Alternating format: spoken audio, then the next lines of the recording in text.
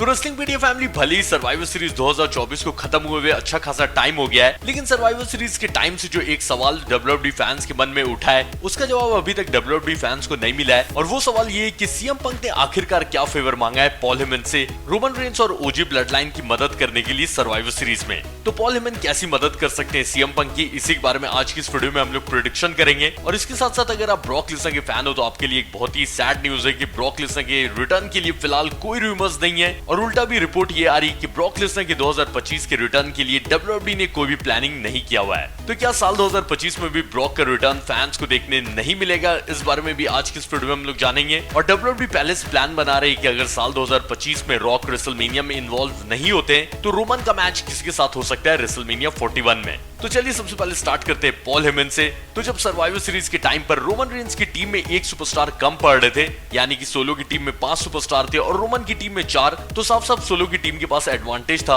और रोमन की teammate Sami, जे उसो और जिमी बहुत सारे सुपरस्टार से मदद मांगने जा रहे थे कि उनकी टीम को कोई ज्वाइन करेगा, लेकिन ऑब्वियसली जब ओजी ब्लड लाइन हील थी तो उन्होंने बहुत सारे सुपरस्टार्स को हरवाया है, तो इसलिए रोमन की मदद कोई भी सुपरस्टार नहीं करना चाह रहा था। और ऐसा लग रहा था कि ये मैच 5 on 4 होगा, पर फिर पॉल हेमन रिटर्न आ गए और वो अपने साथ रिटर्न लाए सीएम पंक को। और out of nowhere CM Punk ने ज्वाइन कर लिया रोमन रेंस की टीम को। पर सीएम पंक ने बोला कि वो रोमन या ब्लड लाइन के लिए रिटर्न नहीं आए, वो रिटर्न आए अपने पुराने दोस्त और एडवोकेट पॉल हेमन के लिए। लेकिन इन सब में इंटरेस्टिंग बात ये थी कि सीएम पंक ने पॉल हेमन से बोला कि वो पॉल हेमन का एक काम कर रहे हैं, तो पॉल हेमन इस चीज को याद रखें, और सीएम पंक ने उनको जो एक काम करने के लिए बोला है वो पॉल हेमन बाद में करेंगे। तो रोमन ने अपने वाइस मैन हेमन से पूछा भी कि ये सीएम पंक तुमसे कौन सा काम करने बोल रहा है, तो हेमन ने बोला कि ट्राइबल चीफ अभी ये आप टेंशन मत लीजिए, सर्वाइवर सीरीज पे ध्यान दीजिए और ये फेवर में आपका कोई इन्वॉल्वमेंट नहीं होगा, तो आप टेंशन मत लीजिए इसके बारे में। और सर्वाइवर सीरीज के टाइम पर हालांकि एक ऐसा वायरल मूवमेंट निकला जिसने बहुत जनरेट किया व्यूज को, जब रोमन ने सीएम पंक को रोक लिया केस से बाहर निकलने से,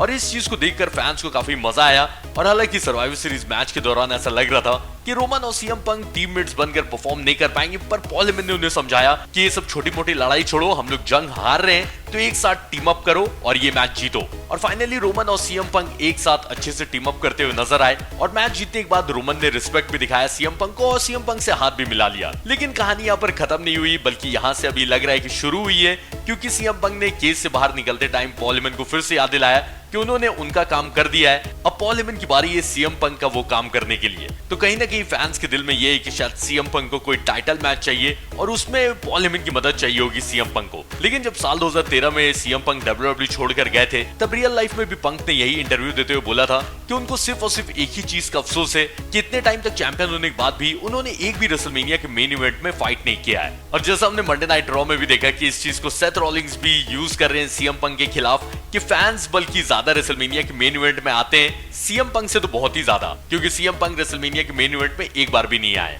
तो इसलिए ऐसा लग रहा है कि शायद सीएम पंक ने जो फेवर के लिए बोला है पॉल हेमन से, वो फेवर है रेसलमेनिया का मेन इवेंट। और क्योंकि रेसलमेनिया ऐसे भी 2 नाइट्स होता है, तो एक नाइट चाहे वो नाइट 1 हो चाहे नाइट 2 हो, सीएम पंक को नेक्स्ट ईयर फाइट करना है रेसलमेनिया में, और इस चीज में उनको मदद चाहिए पॉल हेमन की। लेकिन अब सवाल ये भी उठता है कि सीएम पंक रेसलमेनिया के मेन इवेंट में किससे फाइट कर सकते हैं। तो जैसा आपको याद होगा कि वीडियो के इंट्रोडक्शन में मैंने बोला था कि ऐसी रिपोर्ट्स आ रही है कि WWE प्लान बना रहे हैं कि इनकेस अगर रॉक नेक्स्ट ईयर रेसलमेनिया के लिए नहीं आ पाए, और हाँ ऐसी पॉसिबिलिटी है क्योंकि फाइनल बॉस रॉक हॉलीवुड के भी बहुत बड़े स्टार है, तो ऑब्वियसली उनके पास टाइम हमेशा नहीं रहता है। तो अगर in case rock next year WrestleMania के लिए नहीं आ पाए तो WWE को तो प्लान बनाना ही होगा उनके मेन इवेंट्स के लिए। और ये चीज मैं आपको साल 2025 होने से पहले ही बोल दे रहा हूँ कि अगर रॉक रिटर्न नहीं आते हैं रेसलमेनिया में, तब आपको नेक्स्ट ईयर रेसलमेनिया में CM Punk versus Roman Reigns देखने मिल सकता है। पर आप ये भी सोच सकते हो कि भाई सीएम पंक अभी फेस सुपरस्टार है, रोमन भी फेस सुपरस्टार है, तो ऐसा कैसे होगा? तो ऐसा इसलिए होगा क्योंकि पॉल हेमन की चांसेस हैं कि अगर रॉक रिटर्न नहीं आने वाले हैं तो वो हील टर्न हो जाएंगे और सीएम पंक को ज्वाइन कर लेंगे,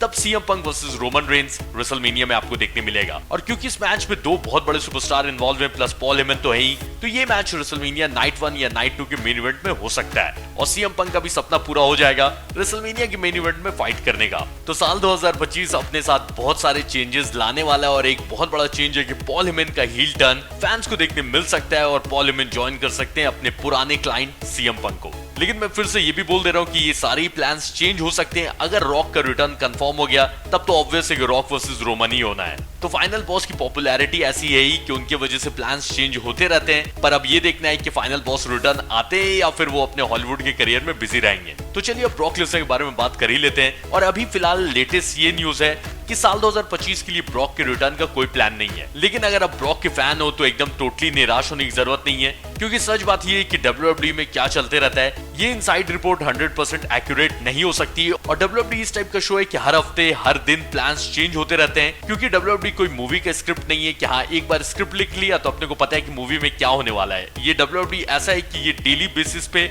और कंडीशंस के हिसाब से चेंज होते रहता है, और यही वजह है कि WWE इतने साल से टिका हुआ है और इतना ज्यादा एंटरटेन कर रहा है, प्लस के और ऊंचाइयों पे जाए जा रहा है। तो चलिए देखते हैं कि नया साल अपने लिए क्या क्या लेकर आ रहा है। वैसे आप लोग बताओ कि साल 2025 में सबसे अच्छा चीज आप क्या देखना चाहोगे WWE में। और चलिए मैं मिलता हूं आपसे नेक्स्ट वीडियो में, यानी कि कल। जाने से पहले मेरे भाई वीडियो को लाइक करना, नए हो तो सब्सक्राइब करना। Take care.